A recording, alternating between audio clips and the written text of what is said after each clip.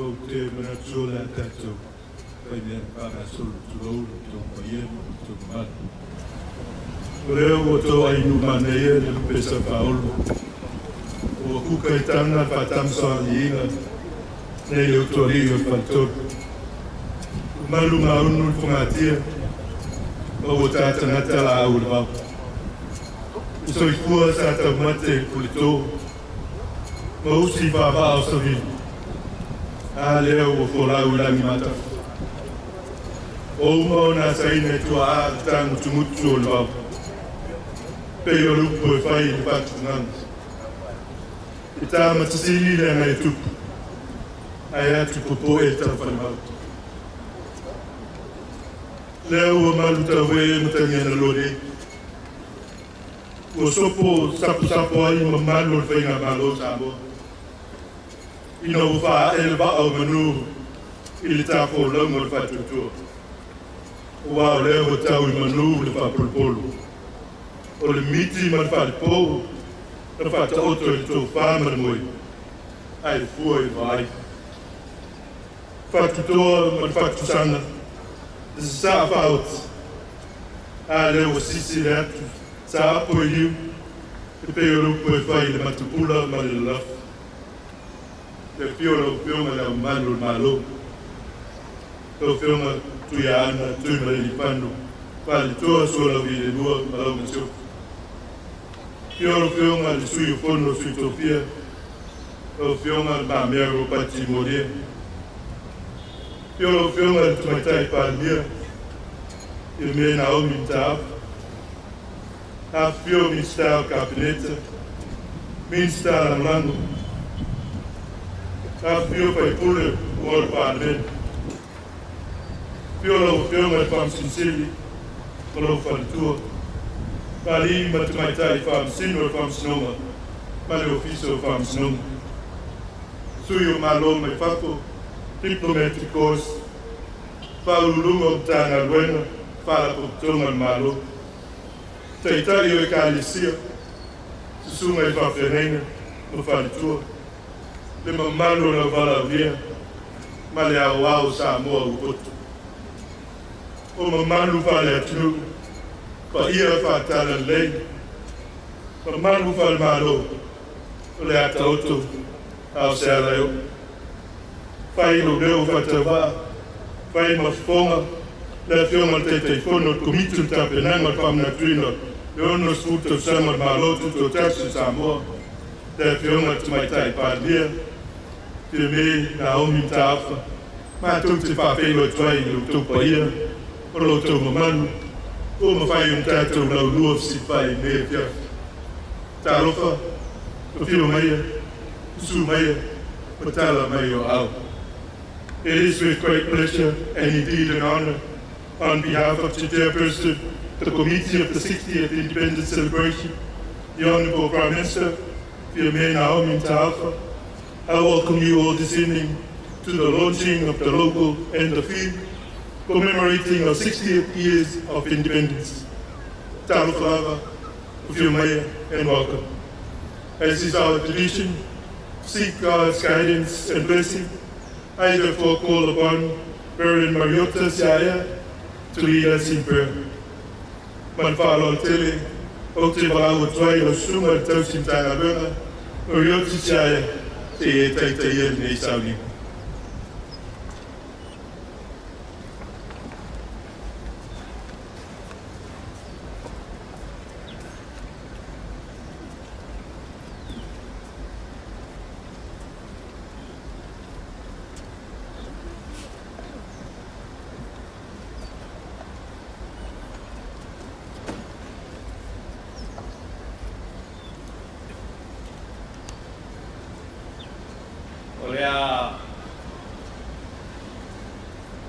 Ia manatu e whapea e le tu e wasa whamtaranga I paria ma malu fia.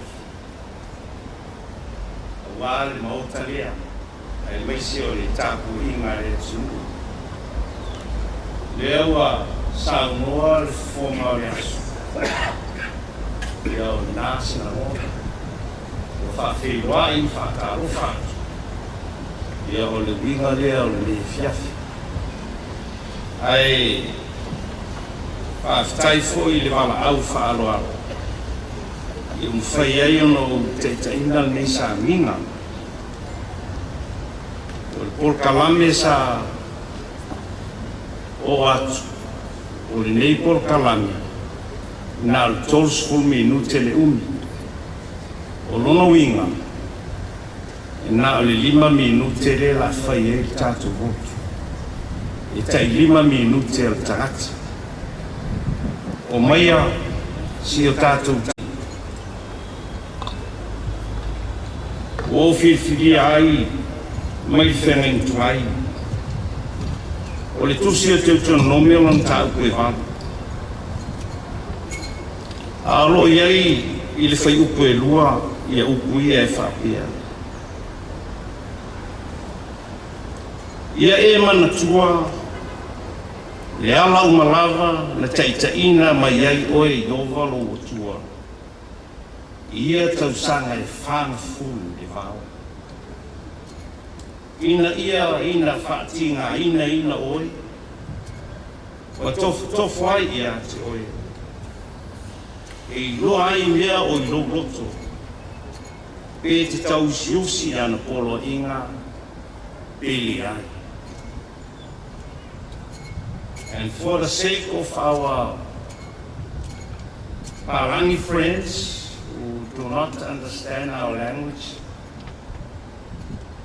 our text today is from the Old Testament, Deuteronomy chapter 8 and verse 2. And I believe this is more than enough for you to know what's the meaning of our sermon tonight.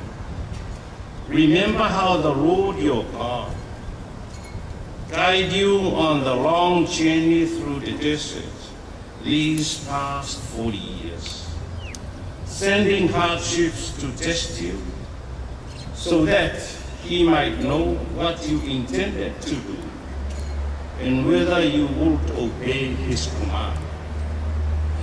Whamanuia lea tua, ia nā whionga whaitau. Samoa, na e mana o I malo.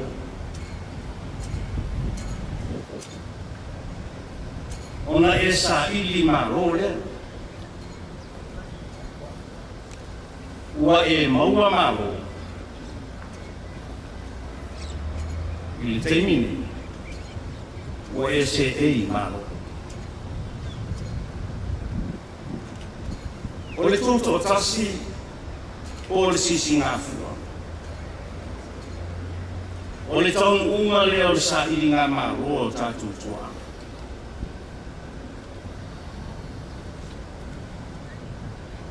Tala faso pito, e le te tau whaigoa ina. Samoa, ma le mot. Talo whai o tātou tua. Talo whai. Lo rātou mawhatia mo rātou tingai. E ana whai atu, tala whaso pito. I le ngaro. I whapea lea o se langona, ta oto ia le tuana. A wai whiu e whangaro. E mana tua pea le tautua ora. O tātou tua a. O tātou mātou. Lea so. O lima sumoliva tau sanga mamasina. Rosa o to. Toe au ni nai aso. Ona e sauni lea e whamanatu lo wonos o uto sa. E leo se teimi pupu. Leo se teimi pupu le onos o uto sa.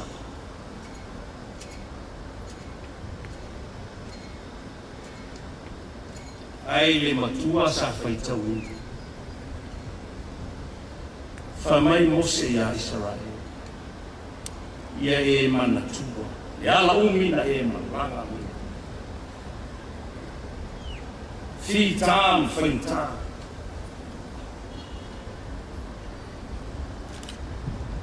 Whasauina lo mora I lea tu. Whamai upu nai lalo mai e a whai te iso te mi te whaita wai tu sine. Israel. I le whaasfuru tau sanga. Ele I pala o tau ofu na o tau ofua. I le whaasfuru tau sanga. Ele I fura o tau vai na o tau sabahani ai. I le whaasfuru tau sanga. E tere mate la ina I fia ai. E tere ngā rala foi I fia ai. Se tau I le leia. Pe a whai fui tātou te whapeane I le matua I le lea fiafi. Samoa. Ia manatua le atua na taitai mai oi le olmos furu tau sanga o tua. Whai mofi. E le whai mofi e whai tā. O tere I roa o le ale sini o le. O le wha moe moe le nei. Lea I eri teimi o le wha lau o le. O tere I roa fui o le ale wha I ronga. O le loko. o le sisinga. Ai whaamanatu le whaitaunga le ni fia. O le ono se furu tau sanga no tātou mahanga mai au. Samoa le whaimofi. Sa e fitai ai ma whaintā. Pupua ngā whawhita auli ma lui tau. E pio lea nganga o lea fiafi. Ia e manatua lea tu. Manatua lea tuana ia tai mai lau whoronga. Ma lau maranga. Vai I tua Samoa ma le roto whawhitai I le tu. Aia e sila I lumana. Ma le roto whaklotua. I le ana I le, ma le rofo le tu. Ia o au lea mo le nefi. Ao tātou saungi atu e atu ue whamanatu. Le tātou wono su tau sanga. Me momo. O mone I ngalo le tau ti ngā o tātou mātou. Lātou wasa ina. Whitām whitām. Lea wa e se e iai manuia o le atua. I lātou wora na ofo atu. Lua. Tātou whawhitai maanga lirei I le tu. I anga lirei o le tu. Sa ia tai mai o tātou. Nganga whawhitai ma le roto whātuatua. Tātou te tuli pēre o manai. Ia wā Samoa ma o tātou. Whamanuia tere le atua le tāpua inga o le nifia. Mia fo le atua. I le tātou saungi atu. I le whamanatu ina o le ono su tau sanga. O le tātou tūtou tasi a li tau sanga. Tu mau ia te oelo mātua tua le vini. O le whamanu ma le whanitanga. I mea siri o e tā pena ina pēra mō lo mātua tua. Le ananga whawhitai ma le loto fifi e le nifia. Ma ea whiau mga luena sa whenga. Tai I soifua mo mātou wola I o awa. Awa mātou whātasia. Stasio vaenga tau a mātou te tāpena pena ai. A wāle whamanatu ina o le onu sifu tau sanga. Tau o no mātou saulotu. Mai pulenga isi mā loma ista. E tuai. Mana tua ma le loto whawhitai. Tēlo ni tau sanga. Sao mātou tau wasa mai. E le whaimofi. Tēle ia o tau ma whawhitau. I whaintraf so ina le ola lo utu. O manu malo alo. Whawhitai o manuia sama. E oi ai na ua. A whaina le whorunga le nei atu e maiso le lalomani. I le tele whawhita uli ma le whamai. Mauralunga a le whatuatua o Samoa I runga lofa e tele tu awha. Mātou te tālo ma le roto whawhitai mea umo mwhai o nei whai. Tai o lo mātou utu. Tai o e kāre sia te tai o nuku mātou. Samoa atoa mai ona ao se ihoho iona I. Whamangalo lo atu. Wāni o mātou se mai ea. Whamangalo le ri I ala I toto pa I o kesu. Whamanuia mai le ni whamoe moe ma le whamoe to. Whamanuia fo I tāpua inga se o mātou atu. Tā pena sauni Samoa wāre whamanatu ina. Ona ono sifu tau sanga o sauto. Tā pena ma le roto fifi. Ai siri ai no mātou roto whatu. E o la Samoa I o awa. E rie lo mātou. So ni maia ana le lima au mato wanga tu le mana I telo fitam fitam e maluaro mato ora yo awa yo mato runga le fiafi lo file mu moro lo fute e tu al tamale tu ya ma ftanga ma wera no ia nei fa amen.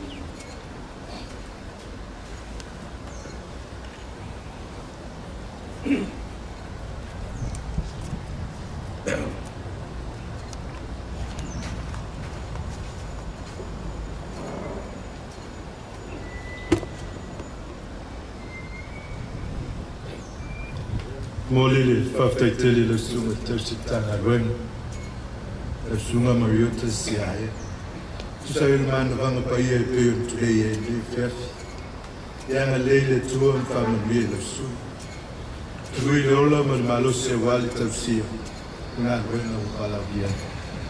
Thank you, Reverend, for your words of wisdom, encouragement, and spiritual guidance.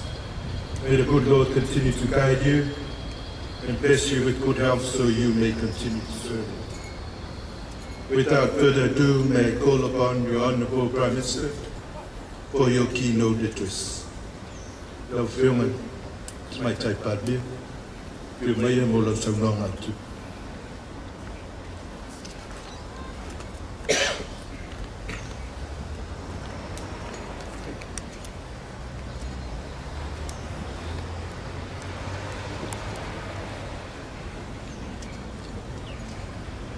Lau sunga e tai o saunga, lau sunga o leo tasa ea. Io lau whiunga lea mamadu o malo, ma lau maseofo. Io lau whiunga le sui o le fono sutufia. Lau whiunga le sui parimia, ministra o kabineta, a pe ministra la moranga. Io lau whiunga le whamsiusili, ma alimti maitai o whamsinonga. Lau whiunga le whamfitalai, Sui Mamadu Parliament. Members of the Diplomatic Corps. Faurunga o tanga renga mfala tunga tumot. Susu taitai o kalesia wa tatu mafuta. Ia sawo o Samoa mayonao se yo yonai. O poto el nei afiafi. Wale fafong fonga tapo I mai ale tunu. O te whātaro whātu, whamalo le soifua malelangi mama. Ua whaifo neile na aloa ilona tau ngā mutia lelei. Inu ua ngā fōle ata o tau leleia. E whawhei roa I mā lama o māta ngōwhie. Wa sao tātou tau mate le ete, e tua mania le tātou fōlaunga I whawhei roai, le ono sifuru tau sanga o le tātou mālo tūtou kasi. E tai o le awhiwhi nei, o le o sānoa le sunga I taitai e sāminga. E o moli le tātou whawhitai, se isula le alofa tūnoa o le tātou atua. Awa o lea ua toi o seanga, o na tātou waulia lea o le aso mua o iuni. E whailonga I nai le ono sifuru tau sanga. Talu o na ia toina mai lo tātou tofi, e ala I lo tātou mālo tuto tasi, e pūlea o whafoe e tātou lapa. E fo I le inga I le tua I whaapawau. O le awhiawhi nei, wa tātou mori maui nai le taunuunga, o le whiriwhiringa sa ngafa ma le komiti o tāpenanga o le tuto tasi. Mo se whaelonga, ma se sini au tū, e au iai le whaamanatuina, o le ono sifuru tau sanga, o le tātou tuto tasi. O le maua le tunu, e tele aso a e le lau aso. E lasi fo I tae au, a e le lau tae au. O le tātou aulia manuia o le tātou ono sifuru tau sanga. O se matati ai longa lea o le tātou tala whaasoluputo. E le ngata I le tātou sabalinga mai le tele o lu I tau sa mua ia saina o tātou tua a. na mua I malae e mamoli le tātou mau mo le tātou tūto tasi. Ai whapea fo'i I le whaasorosoro mai o le atia e ina o le mālo ma le atunu. I le wāwhea ngai ai maisi mālo le Pasifika ma le launani atoa. O mana tūpito ia na whina ngalo ai le kāpeneta. E tauala mai le komiti o tāpenanga o le ilo ma whiri tupetoa se whailonga ma se sini au tū. E taula iai le whamana tuina o le ono sifuru tausanga o le tātou mālo tūto tasi. O le whamoemoe mawalunga o le fufuanga, ina ia tāpā le whiri ngā mafua le leia le tunu. E whaisao ai I le au o le tāpenanga. Ai mai se le toi tepa I tua I le nei sabalinga umi, ma le anga I atu I le lumanai. Le ala lea sa whasalalau whalau e tele ai le tūlanga whatau bā. Le awa noa mo so se tangata Samoa, o loo alala I Samoa nei, ma so se tū o le lalulangi, e tuina mai lo la tū sao. E lima sifuluiva le au whai o tārusanga sa tuina mai, ina ua tāpunia le taubanga. O na ngālu lue ai leo le komiti, e ilo tārusanga, e tūsa mā la fua sa whata oto, e tongi ai le nei taubanga. Sa whatulanga ai fo'i, ma wha maunia le kāpeneta, le whailonga tupe e lima afe tāla, e tuuina I le tārusanga o le amani malo. O se taimi amuli, e pei ona whaatulanga atu le polkalame, o na whailoa lea o le whailonga ma le sini au tū ua whiriwhiria. I le au te lenga o le whaamatalaina o le whailonga, ua whaatulanga ina e whapea, mua, o loo atangi ai le savalinga a Samoa. I le afuafua mai o le sailinga o lona malo tuto tasi, e pei o le maua tu mua mapule, o le winga lea o le mua tosi tasi pai, o loo I le whainumera o no sifuru. Lua, o lanu ua whaungaina o loo atangi ai lanu o le tātou tangabai, lanu mumu, pai, ma le lanu moana. Tolu, o loo atangia mai fo'i le whailonga le tātou whatuatuanga whakerisiano. I le maliu ma le toi tū o le tātou whaolo Iesu Kiriso. E pei whaasinoina e whetū e lima. Ma le lona wha, o loo mamoli mai e mamanu, le waainga e fōlinga o ni tamai lima. O le ata manino lea o le fusio tangata uma I le loto e tasi. Ai lautua I le lofa, fe oe ai, ma le whetausi ai. O loo fōlaua I pea Samoa, I le file mu, e o mai I le so. O wala autu ia o loo mamanu ina ai le whailonga, ma taunu ai le filfilinga o le sini autu, mo le whamanatuina o le ono sifuru tausanga o le tātou mālo tuto tasi e whapea fōlau ma le whātuatua. Fōlau ma le whātuatua. O le fōlau ngā Samoa mai nei atu wasa e tele, sa tātou wasa ina taru mai le awhei waselau o no sifururua. E iei le taritononga, ana tātou le fōlau ma le whātuatua I le atua. Malalafo uma o tātou whamoemoenga I a te ia, e whaatonu wholau mai. Tātou te rea o lia le tātou ono sifuru tausanga. O la tātou wholanga foi, e whaawau I le lumanai. Tātou tā ofi whatasi, wana o le atua tātou te whaatuatuaina, na te taita ia Samoa, malona malo, I le manuia, ma le saunga le mu. I lautu langa whatatei whono le komiti tāpenanga.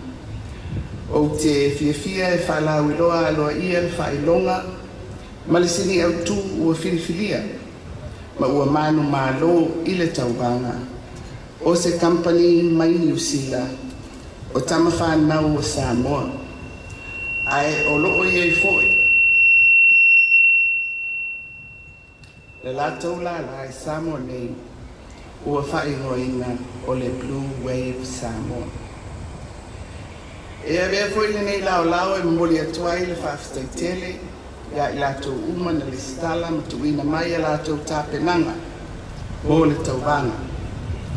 E tele le oa ma le susia o mawhauwhaunga ma whaupunga sa mātauina le komiti nā tangia mai nei tāpenanga o le whaitau o le tunuu i whainga mea i le tai e le mua uma ni wa. Ai le titi le whaafitai i lo o tau sao tāua e ala i nei whamoe moe sa taunu whai i ai le komiti. O te whailo atu foi, o le nei whailonga ma le sini au tū, o le mea tōtino o le tātou mālo, ma ua le stalaina whaatu la fono.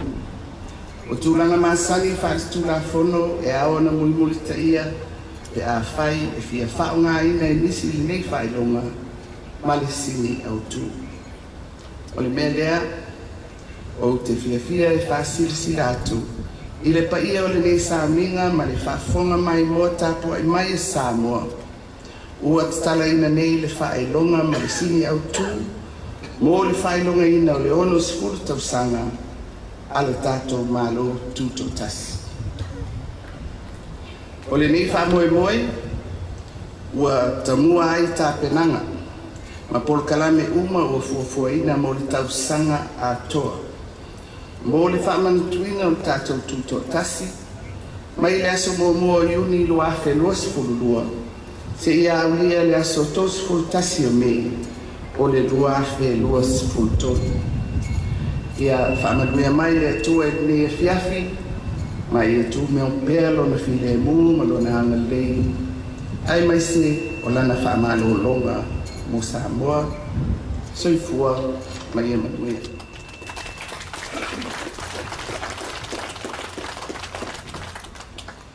This year marks 60 years since our first independence celebrations in 1962. Our journey as a nation throughout these long years has not always been plain sailing. Challenging, yes, definitely. But it has also been rewarding for all the generations that have traversed this important phase of our history. We thank God for His divine guidance and direction over our independent state. For without Him, we would not have survived the torrent and raging seas of nation building. We acknowledge with humility and gratitude the efforts and sacrifice of our forefathers, past and present leaders, and all citizens of Samoa for their contributions to building our country to what it is today. We also pay tribute to all our development partners who have worked in partnership with Samoa to help us achieve our development aspirations. Reaching this 60-year milestone of our independence anniversary is no small feat.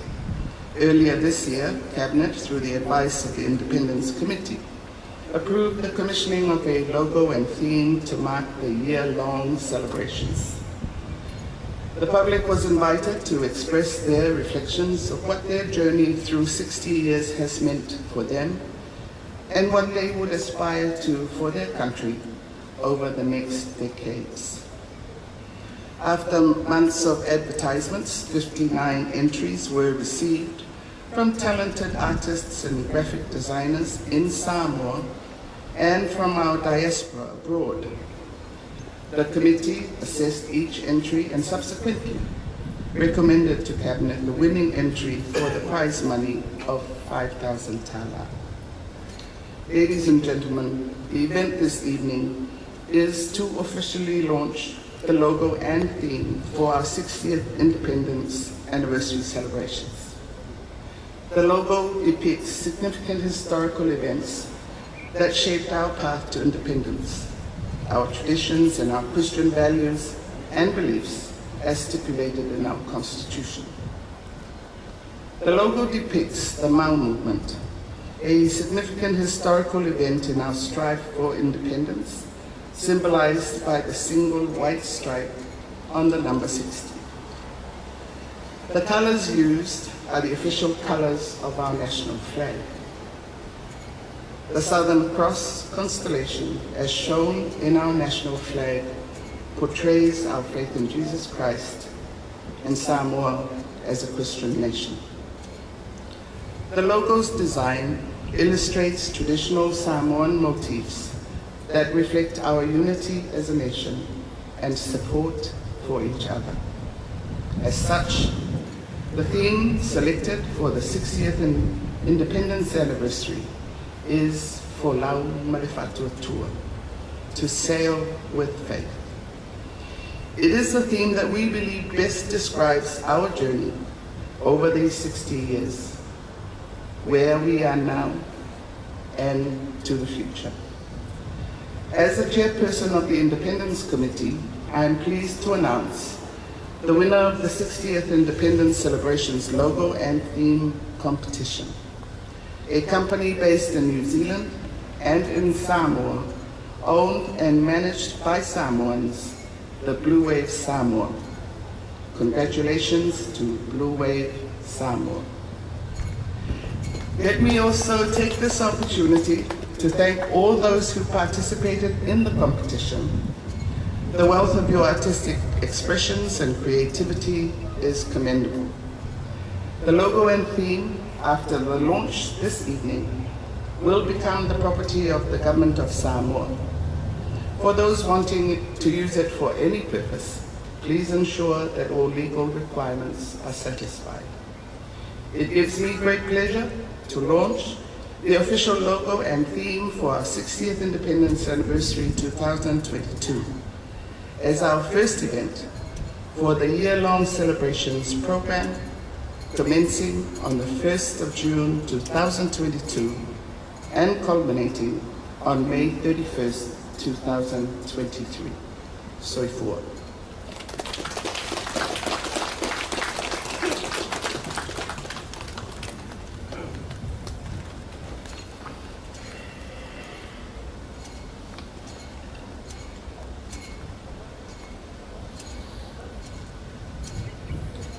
After telling your family to my type on here, that I phone for you committed to Tapenanga to sign my sound on out to it's Tala Yai, Mufai Goai, the Fai Longa, I may sell out too. Young Eleele to Fam and Beer, Soifua, Tabtua, but Soifua on. Tato Tanu may say testifying on Tato Proclaiming, or it's our inner level Fai Longa. Ile wo manu malo il tawanga pe o sa no ye le fiunga tai fono au te pia fa lo hatu le sunga ya misa pira o le suyo il Blue Wave Samoa amon mole te sumai sala wat foi lo fiunga le tai fono lo fiunga le mai tai palmia te e tau auina fai no tupi.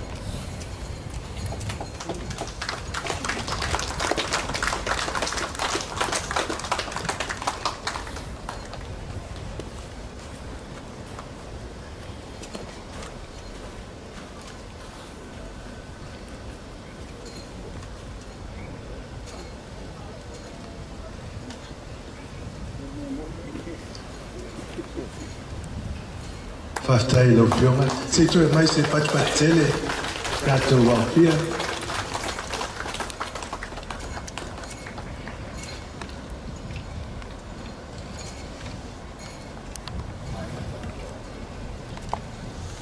Leo tato o mai se tasi vahenga silio taua o le proclame. Whailoina leo le logo ma le autu. O te walaua tuai leava ma te whaloala tele le whionga sui whanbia. Se tasi fo sui o komiti o tāpinanga, whio mai, whailo alo ia, e whailonga o tasi ho e moe ia i komiti. Tusi au ia le whionga te teipono. E whailonga vaia, whailonga tu o le whamina tuilo le iupeli tai mane, Ona sputa sanga o le malo tutu tasi Samoa. Lo fiunga le sui parli. Lo iai le tatou fa ili pleiona tantana i atu o loko. Tala mai lunga le. Fa step nei, nisi fo yo alo le atu. Na malanga mai motu sai. Tansang mai musuratu sau. Tanu mai ana po. Le ala o mawai le avanoa. Pei ese la to pese ao. Tama fai. Fai loa lo ia le tatou. Fai longa. Sometimes praise the Lord. Sometimes gently singing our hearts in one accord. Sometimes hallelujah.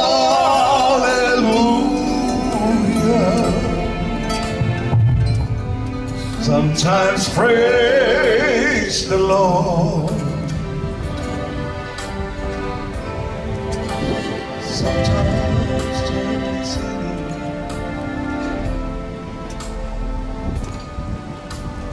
Lau suka tete fono. Fio le amo malo le malo. Sui le fono sui tu fia. Lau fio ngal tu mai tai palmia malo le au fia ni a fiafi. Ia te au le awa tele. Tu lai e tuai e vea u basui. O le taite i fono, o le tāpenanga, o le tutu tasi, o le awhionga lea i te maitai palmia. Ki me na aomi ma tāwha. O te fia whai loa, ma whai ilo le whai longa. O le ono sfulu tau sanga. O le tutu tasi, o le tātou mālo Samoa. Ladies and gentlemen, distinguished guests, it is my pleasure on behalf of the Chair of the Independence Committee, the Honourable Prime Minister Fiamere Naomi Matafa. I would like to reveal the logo to mark the commencement and the readiness of the committee to commence our festivities for the celebration of the 60th anniversary of the independent state of Samoa. Aftai. Oh, let us lift our voices, look to the skies and the stars. Let us sing our return, His love. Just like our voices ring. Oh, let us feel His presence. Let the sound of praises fill the air. Oh, let us sing a song of Jesus' love to our people everywhere. Sometimes hallelujah,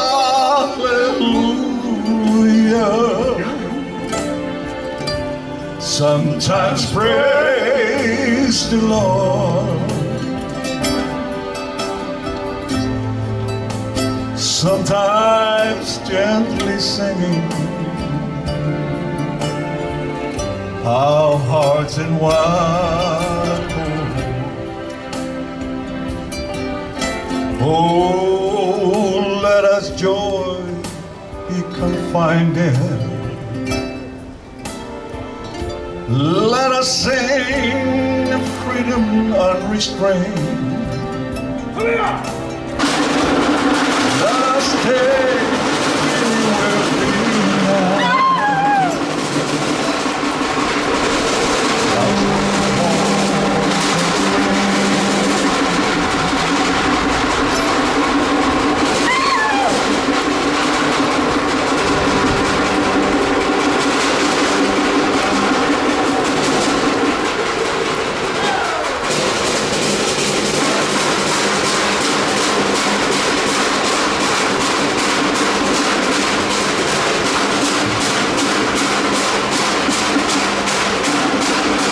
tu patase to au te mai se pati na wo pa ilo mai to tanto mai e me pa iloma Marcinha tu o le famna tuina tu protesto ma rosa bo onus punto chama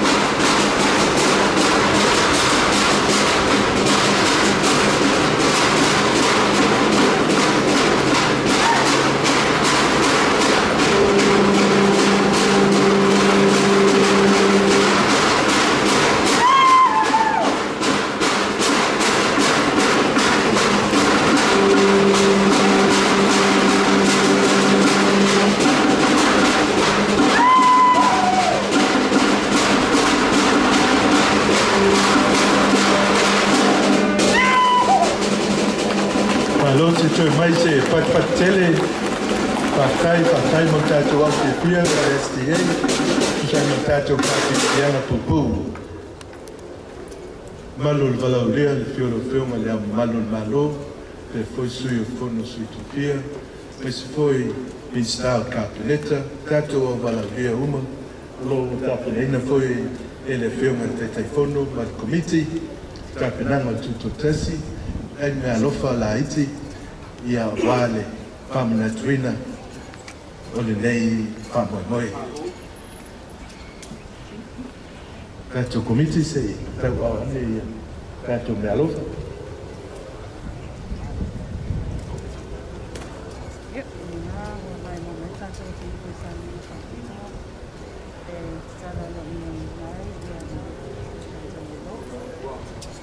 le fua te tala i tua pe sa loa le filma te fono le fo tala i tua tato fai longa e mo tato business e wa fa maina ia ai tongi tupe ka ona fa ngaila ia le pe ala fa tula fono le bula wa ma ai fa ia business uma ia mo la le tulanga go tara e fo i longa le stage ia o lua ia logo ko fai no lo fai on fai lo mai o le lano pa ia male lano ona lanu mai a pe on sa no le fiona te fono ia lo ai le lanu o tato watnu